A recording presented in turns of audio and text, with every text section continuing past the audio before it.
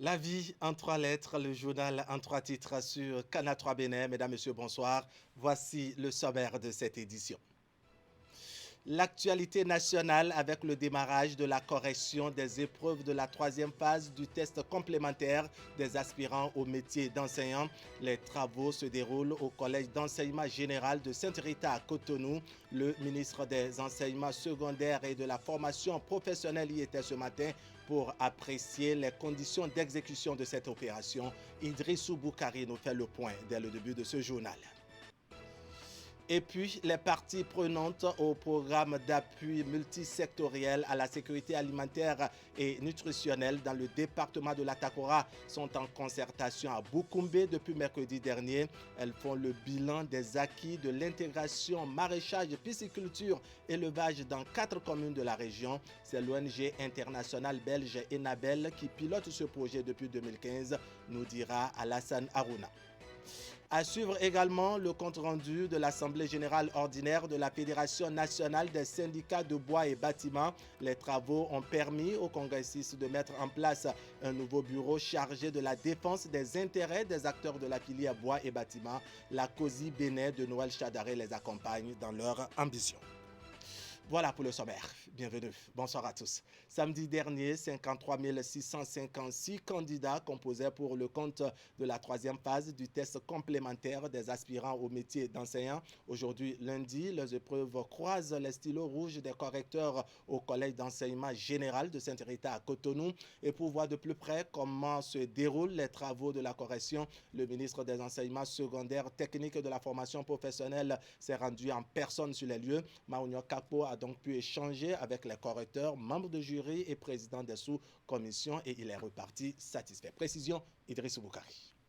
Le Collège d'enseignement général de Sainte-Rita à Cotonou est le seul centre retenu pour la correction des copies des aspirants au métier d'enseignant. Malgré la pluie de ce lundi matin, le ministre des Enseignements secondaires, techniques et de la formation professionnelle est venu constater le déroulement des travaux. Une brève séance avec les présidents des sous-commissions, les membres du jury, le directeur de l'Office du baccalauréat et son équipe, puis la visite des salles de correction, le professeur Maoyo Kakpo note avec satisfaction cette phase de constitution de la base de données des aspirants au métier d'enseignant. Le constat que j'ai fait est un constat très satisfaisant, c'est-à-dire les correcteurs qui sont au point, le secrétariat qui est à pied d'œuvre pour fournir aux correcteurs le matériel pour faire le travail. J'ai constaté que les jurys se sont rassemblés pour faire le corrigé type et après, les différents correcteurs se sont répartis dans les différentes salles de correction pour commencer le travail. Nous avons observé que sur la liste de composition, il y a certains correcteurs qui n'ont pas le profil adéquat. J'ai donné les instructions pour que ceux-là puissent être évacués de la liste pour que nous ayons une liste complètement crédible. Ce qui a été fait, et même fait avant que je ne vienne ici par le directeur de l'office du baccalauréat. Au total, 53 656 candidats ont pris part à cette troisième phase du test complémentaire des aspirants au métier d'enseignant. Les candidats de la maternelle ont composé de la matière pédagogie appliquée, communication écrite et mathématiques pour le primaire. Quant aux candidats du secondaire, ils ont été évalués en culture générale et une épreuve de spécialité selon la matière à enseigner. Les correcteurs apprécient leur travail dans la sérénité et dans le respect des mesures barrières. Dans le centre de composition, déjà le dispositif de lavage des mains est en place. Nous avons également constaté qu'au niveau de chaque salle de correction, il y a une boîte de gel hydroalcoolique et chaque correcteur qui entre dans la salle avant d'entrer prend sa dose de gel hydroalcoolique pour pouvoir se frotter les mains. Nous avons également donné les instructions pour que la distanciation puisse être respectée au niveau des correcteurs. Ce qui a fait que pour chaque jury, nous observons au moins 4 à 5 salles de correction pour un jury. Ce qui signifie que le respect des mesures barrières s'effectue dans ce centre de correction.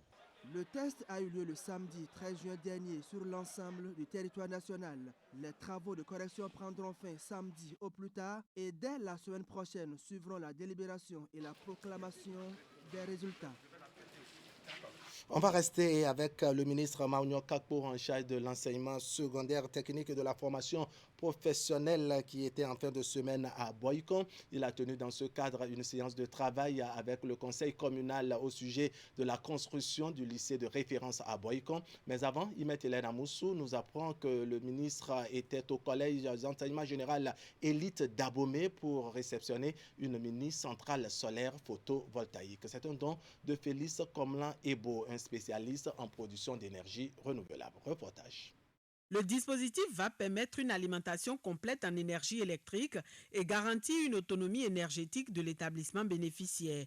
La mini-centrale solaire photovoltaïque est offerte au Collège d'enseignement général Élite d'Abomey. Le donateur est un compatriote spécialiste en production d'énergie renouvelable et partenaire privilégié du gouvernement. Nous avons installé un local technique qui regroupe les équipements sensibles et un champ solaire de 10 kW avec 2 onduleurs de 5 kVA pour permettre 2 alimentations séparées. Un climatiseur solaire hybride qui permettra aux élèves de travailler de façon paisible dans la salle informatique. Nous sommes ici, en effet, mesdames et messieurs, rassemblés autour de l'œuvre d'un partenaire privé qui, convaincu que les actions menées par le chef de l'État depuis avril 2016 augurent de meilleures perspectives pour le pays, a décidé de l'accompagner en mettant gracieusement à la disposition du Collège d'enseignement général Élite d'Abomey un dispositif d'énergie solaire d'un coût global de 25 millions de francs CFA. À la suite de cette cérémonie de mise en service, le ministre Maounio Kakpo est allé s'entretenir avec le conseil communal de Boycon. Les échanges ont porté sur la construction du lycée technique de référence à Soloromé. Le centre va former des spécialistes en bâtiments, travaux publics et en conduite d'engins de chantier. Le projet piétine pour des raisons d'insuffisance du domaine octroyé. La mairie de Boycon, par ma voix, s'est engagée à faire tout ce qui est possible afin que le phasage de ce lycée se déroule dans les délais requis. Et nous avons dit que Boycon ne sera pas le problème, Boycon n'est et ne sera que la solution à tous les problèmes. J'avoue que je suis sorti de cette réunion très heureux parce que les points d'attente ont été levés, surtout par rapport à la superficie nécessaire pour la construction de ce lycée-là. Nous avons besoin d'environ 25 hectares. Le conseil communal nous a promis de nous les octroyer d'un seul tenant. Le but visé par le ministre en initiant cette rencontre avec les autorités communales de Boycon est de donner un coup de fouet à la concrétisation du projet. Rufino d'Almeida et son équipe ont promis faire le nécessaire afin que la construction du lycée démarre dans un bref délai. Cette descente du ministre de l'enseignement secondaire, technique et de la formation professionnelle dans les villes d'Abomey et de Boycon vient une fois encore donner la preuve de l'engagement du gouvernement d'élaborer une stratégie nationale de relance et la professionnalisation du secteur.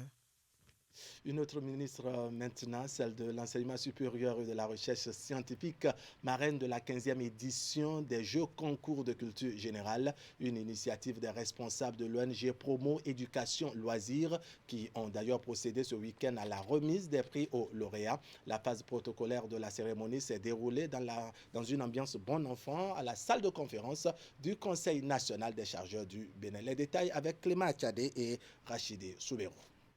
Voici la première des lauréats de la 15e édition des Jeux concours de culture générale organisés par l'ONG Promo Éducation et Loisirs. Comme elle qui reçoit ainsi le premier prix de cette année, les deuxième et troisième ont respectivement reçu une tablette et un poste téléviseur.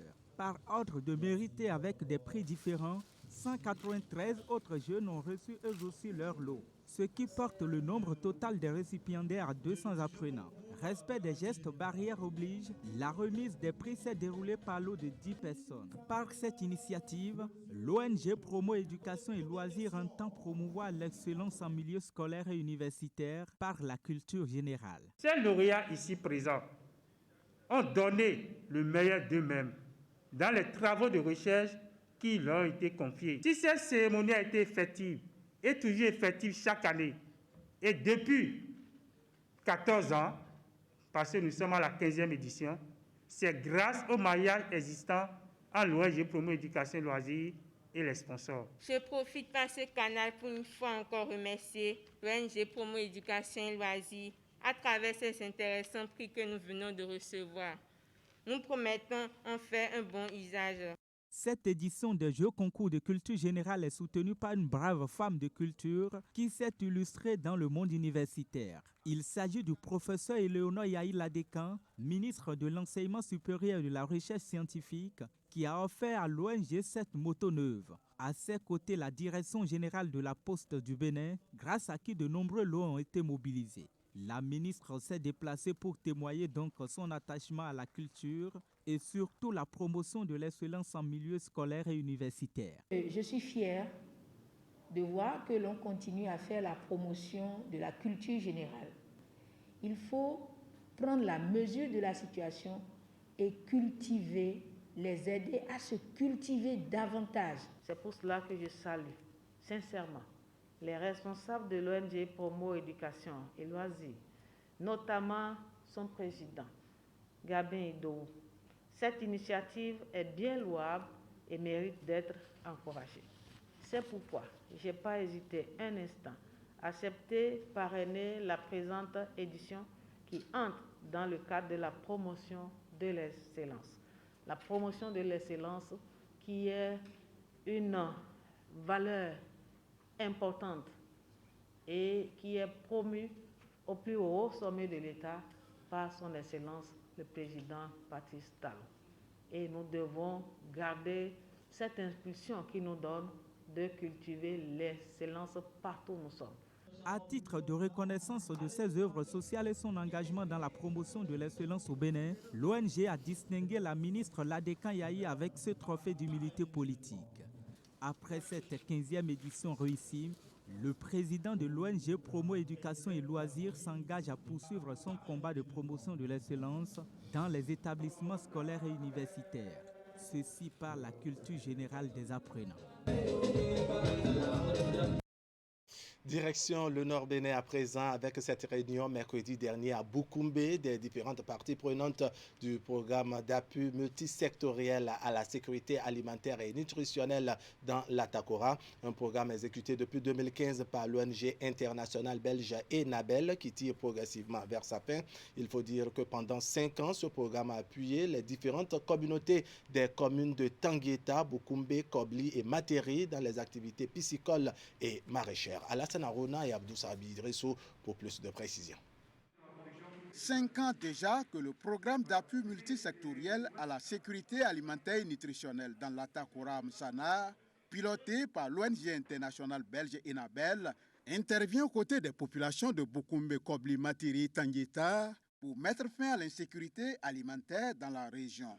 Après 60 mois de mise en œuvre de la dynamique intégration maraîchage, pisciculture et élevage avec le programme AMSANA, les parties prenantes se retrouvent pour faire un état des lieux de l'approche et poser des bases d'une synergie entre les différents acteurs impliqués. Cet atelier que la commune de Boukoumbe a l'honneur d'accueillir ce jour devra nous permettre de mieux nous approprier les enjeux et initiatives piscicoles expérimenté par Amzana, avec la participation de tous les acteurs du MAEP, faciliter la mise à l'échelle de la dynamique intégration maraîchage pisciculture. Enfin, poser les bases de possibles synergies. Faut-il le préciser, l'intégration maraîchage pisciculture élevage est une stratégie novatrice de ENABEL qui promeut une gestion intégrée des ressources afin de créer une articulation entre plusieurs systèmes de production fortement orientés vers l'agroécologie et l'autoproduction. Cet atelier est donc l'occasion pour tous les acteurs des différentes filières concernées, principalement le maraîchage et la pisciculture, de réfléchir au modèle qui puisse assurer le bon développement de l'approche IMPE et sa diffusion au niveau d'autres producteurs et aussi bien du pôle qu'au niveau national. Dans sa stratégie d'associer la pisciculture au maraîchage, le programme AMZANA a fortement soutenu la production de la provende bioproduite avec des produits locaux du Centre d'offres de services Provence Grillage de l'Union communale des producteurs maraîchers de Boukoumbi. Ici, l'eau fertilisée de la pisciculture bac au sol est utilisée pour arroser le maraîchage au sol. Avec notre partenaire Enabel, nous avons réfléchi et puis nous sommes allés vers une alimentation vraiment réduite. Il faudrait donc rendre disponible l'alimentation pour les poissons parce que l'eau déjà c'est déjà un acquis et donc il faudrait penser à l'alimentation des poissons. Et comment faire pour que le coût de production des poissons soit vraiment réduit. Un peu plus loin, nous voici sur le site maraîcher de Koutangou à Boukoumbe. Sur ce site, les relais installés pour les activités piscicoles utilisent l'eau issue de la pisciculture pour fertiliser leurs planches. On va s'intéresser maintenant à cette Assemblée générale ordinaire de la Fédération nationale des syndicats de bois et bâtiments. Les congressistes se sont retrouvés samedi dernier à la bourse de travail pour renouveler le bureau exécutif de leur fédération et se fixer de nouveaux objectifs. À l'occasion, ils ont reçu le soutien de plusieurs partenaires, dont la Confédération des syndicats indépendants du Bénin. Kosi Bénin de Noël, Chat d'arrêt. Reportage Ali Moumouni et Moufid Sabo.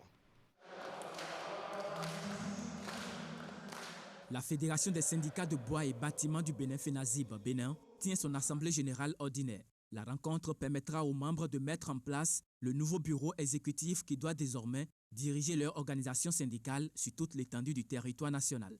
Ce syndicat FENAZIB, ça existait avant.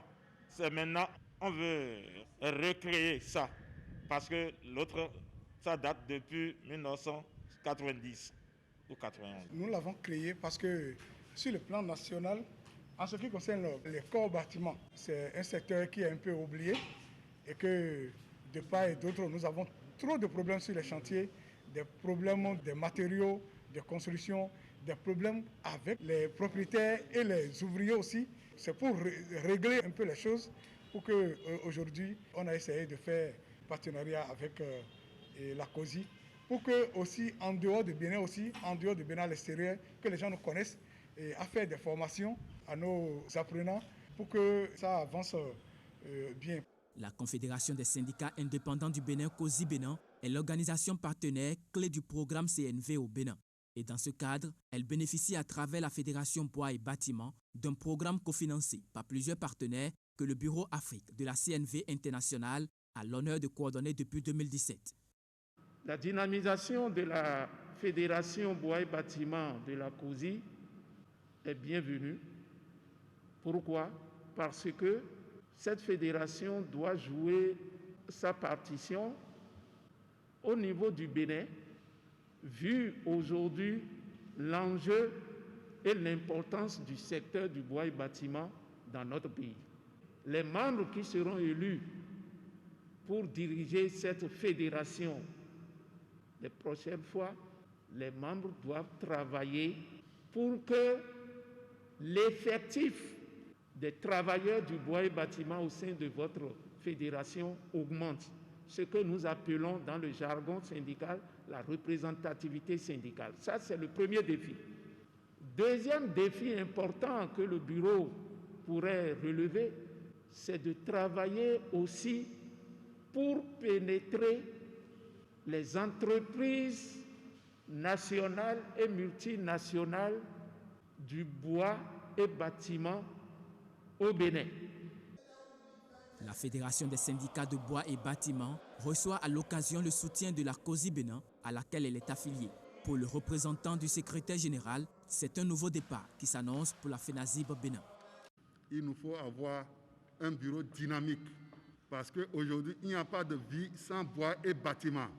Il nous faut donc avoir un bureau dynamique pour pouvoir faire ce travail-là, pour pouvoir faire rayonner le nom de la COSI Bénin. C'est pourquoi nous nous sommes donné cette date d'aujourd'hui, qui sera une date mémorable pour la FENAZIB Bénin et pour la COSI Bénin. Je souhaite qu'à l'issue de ces travaux, qu'on mette des hommes capables de relever des défis à nous, le défi que nous-mêmes, nous nous sommes confiés pour que la COSI Bénin puisse rayonner à l'issue des élections professionnelles qui sont en vue dans les prochains jours. À la fin des travaux, un bureau de 13 personnes est mis en place. En dehors de cela, il y a 2 commissaires aux comptes chargés de la gestion des fonds de la Fédération des syndicats de bois et bâtiments du Bénin. À Cotonou, le commerce des téléphones portables se constate à plusieurs endroits de la ville. Au marché des smartphones de Ganhi, par exemple, le constat est frappant. Un lieu d'échange très prisé par bon nombre de personnes dans leur besoin de s'offrir un téléphone portable neuf. On y trouve toutes sortes de téléphones et d'accessoires téléphoniques. Mais question, comment se porte le marché en cette période où le coronavirus dicte sa loi? Quelle est la provenance de ces smartphones revendus? Teddy Goudalo est allé enquêter pour vous. Suivant ici son reportage présenté par Ali Mouli. Michael est revendeur de téléphones portables dans ce marché de vente d'accessoires téléphoniques de Ganhi à Cotonou. En disposant soigneusement sa marchandise pour attirer la clientèle que le contexte du coronavirus a rendu rare par ici, il ne se plaint tout de même pas de la mévente à laquelle il est confronté. Marché, ça passe normalement comme on va aussi, il n'y a pas le problème de marché ici, ça passe bien. Tous les accessoires, on va ici, les craintes viennent ici, mais on vendit un peu. Dans ce lieu d'échange, l'ambiance qui y règne est plutôt singulière. Chacun se cherche vaille que vaille pour faire un chiffre d'affaires journalier. Quant à la provenance des smartphones, ces revendeurs composés essentiellement de ressortissants nigérians et même de béninois s'approvisionnent dans différents pays. En général, ça vient de la Chine. Et ils vont au Nigeria pour les acheter parce que nous, on a ceux chez qui ils nous livrent en gros, quoi. Eux, ils achètent ça du Nigeria, ils ramènent ça ici, d'autres du Lomé, quoi.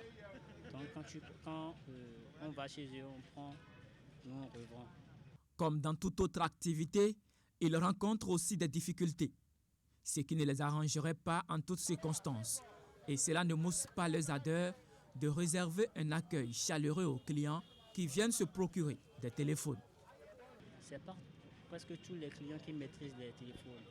Quand un client vient te dire bon, il veut un téléphone, tu lui vends un téléphone d'abord, un téléphone d'un RAM, disons, il repart et puis le téléphone, ça commence à planter, il revient, te dit non, qu'il veut un truc de 2 RAM à son prix, au prix de donc. C'est de là tu es obligé de beaucoup parler, de l'expliquer et puis il complète et puis. C'est pas la guerre. Tout pays portable, maintenant, tout revenu, tout dit portable, ça ne marche pas. On va régler ça avec toi. On va changer ça. Si c'est quelque chose, tu vas prendre un autre portable qui est grand plus que ce que tu as payé. Tu vas compléter l'argent pour laisser ça là. Mais tu n'as pas fait comme ça, c'est le portable même, c'est pas bon. On va changer ça rapidement. Oui, je suis venu ici pour chercher un cassave pour mon portable. Les boutiques là, voilà, c'est cher. En boutique, c'est cher. Mais ici, là, c'est un peu mieux par rapport aux boutiques. Ici, au marché des téléphones portables de Ganhi, la réparation est aussi de mise. Sur place, des techniciens procèdent au dépannage des smartphones à tout client ayant besoin de leur service. Je suis venu changer le complet de mon écran, le tactile et l'écran ensemble. Ils m'ont dit d'attendre. Qui va me faire ça maintenant? Bon gré, mal gré, l'ambiance dans ce marché entre revendeurs et acheteurs demeure bon enfant. Tout en respectant les gestes barrières contre le coronavirus dans leurs activités, ils espèrent en effet la fin de la pandémie afin que reprennent leurs activités commerciales pour un mieux-être social et économique. Point final à cette édition. Merci de nous avoir suivis. Merci à tous. Merci à tous nos téléspectateurs et à nos compatriotes qui nous suivent d'ici et d'ailleurs, à Brazzaville, au Congo notamment. L'information continue sur Canal 3 Bénin. On va se retrouver demain à 19h30 pour partager le reste de l'actualité. Mais comme d'habitude, très tôt sur Actu Matin, on va feuilleter ensemble les parutions du jour. Ce serait la une des journaux. Allez, portez-vous bien.